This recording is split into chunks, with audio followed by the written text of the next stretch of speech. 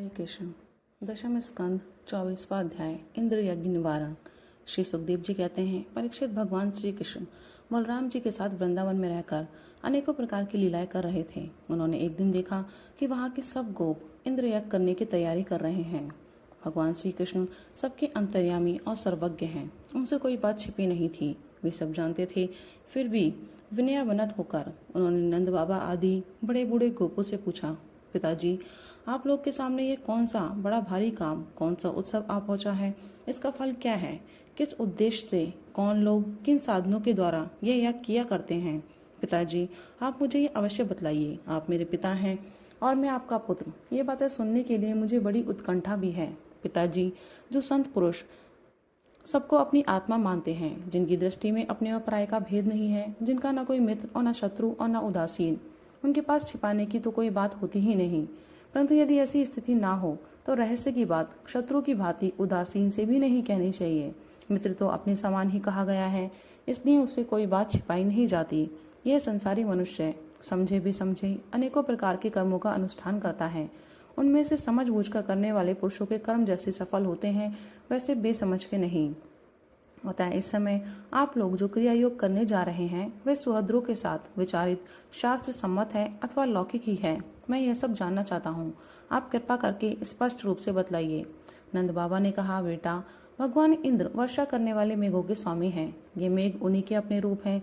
वे समस्त प्राणियों को तृप्त करने वाला एवं जीवनदान करने वाला जल बरसाते हैं।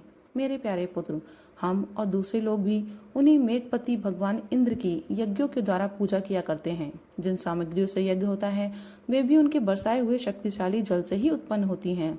उनका यज्ञ करने के बाद जो कुछ बच रहता है, उसी अन्न से हम सब मनुष्य अर्थ, धर्म और काम रूप त्रिवर्ग की सिद्धि के लिए अपना जीवन निर्वाह करते हैं। मनुष्य के खेती आदि प्रयत्नों के फल देने वाले इंद्र ही हैं। यह धर्म हमारी कुल परंपरा से चला आया है। जो मनुष्य काम, लोभ है अथवा द्वेषवश ऐसे परंपरागत धर्म को छोड़ देता है, उसका कभी मंगल नहीं होता। श्री सुखदेव जी कहते हैं, परीक्षित, ब्रह्मा शंकर आदि के भी शासन करने वाले केशव भगवान ने नंद बाबा और दूसरे ब्रजवासियों की बात सुनकर इंद्र को क्रोध दिलाने के लिए अपने पिता नंद बाबा से कहा। श्री भगवान ने कहा, पिताजी, प्राणी अपने कर्म के अनुसार ही पैदा होता है और कर्म से ही मर जाता है। उसे उसके कर्म के अनुसार ही सुख, दुख, भय और मंगल के निमित्तों की प्राप्ति होती है। यदि कर्मों को ही सब कुछ न मानकर उनसे भिन्न जीवों के कर्म का फल देने वाला ईश्वर माना भी जाए, तो वह कर्म करने वालों को ही उनके कर्म के अनुसार फल दे सकता है। कर्म न करने वालों पर उसकी प्रभुता नहीं चल सकती। जब सभी प्राणी अपने अपने कर्मों का ही फल भोग रहे हैं, तब हमें इंद्र की क्या आवश्यकता है? पिताजी, जब वे पूर्व संस्कार के अनुसार प्राप्त होने वाले मनुष्यों के कर्म फल को बदल ही नहीं सकते, तब उनसे प्रयोजन मनुष्य अपने स्वभाव के अधीन है। वह उसी का अनुसरण करता है। यहाँ तक कि देवता, असुर, मनुष्य आदि को लिए हुए सारा जगत स्वभाव में ही स्थित है। जीव अपने कर्मों के अनुसार उत्तम और अधम शरीरों को ग्रहण करता और छोड़ता रहता है। अपने कर्मों के अनुसार ही यह शत्रु है, यह मित्र है, यह उदासीन है, ऐसा व्यवहार करता है। कहाँ तक कहूँ, कर्म ही गुरु है और कर्म ही ईश्वर। इसलिए पिताजी, मनुष्य को चाहिए कि पूर्व संस्कारों के अनुसार अपने वर्ण तथा आश्रम के अनुकूल धर्मों का पालन करता हुआ कर्म का ही आदर करे।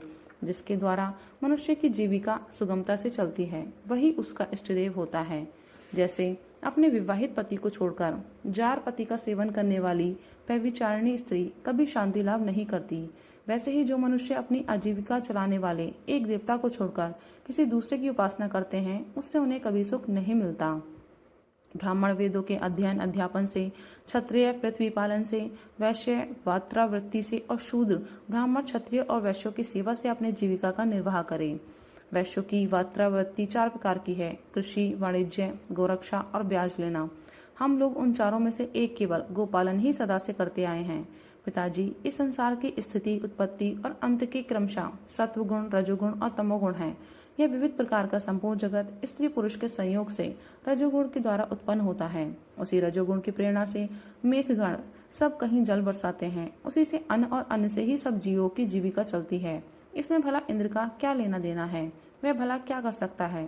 पिताजी, ना तो हमारे पास किसी देश का राज्य है और ना तो बड़े बड़े नगर ही हमारे अधीन हैं। हमारे पास गांव या घर भी नहीं है। हम तो सदा के वनवासी हैं। वन और पहाड़ ही हमारे घर हैं। इसलिए हम लोग गौओं, ब्राह्मणों और गिरिराज का यजन करने की तैयारी करें। इंद्र यज्ञ के लिए जो सामग्रियां इकट्ठी की गई हैं उन्हीं से इस यज्ञ का अनुष्ठान होने दें। अनेकों प्रकार के पकवान, खीर, हलवा, पुआ, पूरी आदि से लेकर मूंग की दाल तक बनाई जाएं। व्रज का सारा दूध एकत्र कर लिया जाए। वेदवादी ब्राह्मणों के द्वारा भली भांति हवन करवाया जाए तथा उन्हें अनेकों प्रकार के अन्न, गौएं और दक्षिणाएं दी जाएं। और भी चंडाल, पतित तथा कुत्ते तक को यथायोग्य वस्तुएं देकर गायों को चारा दिया जाए और फिर गिरिराज को भोग लगाया जाए।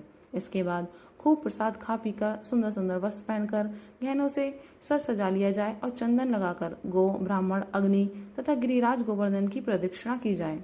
पिताजी, मेरी तो ऐसी ही सम्मति है। यदि आप लोगों को रुचे तो ऐसा ही कीजिए। ऐसा यज्ञ गौ, ब्राह्मण और गिरिराज को तो प्रिय होगा ही, मुझे भी बहुत प्रिय है।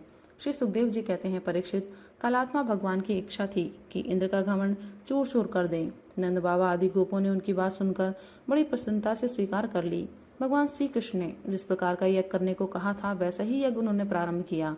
पहले ब्राह्मणों से स्वस्ति वाचन कराकर उसी सामग्री से गिरिराज और ब्राह्मणों को सादर भेंटें दी तथा गौओं को हरी हरी घास खिलाई। इसके बाद नंद बाबा आदि गोपों ने गौओं को आगे करके गिरिराज की प्रदक्षिणा की।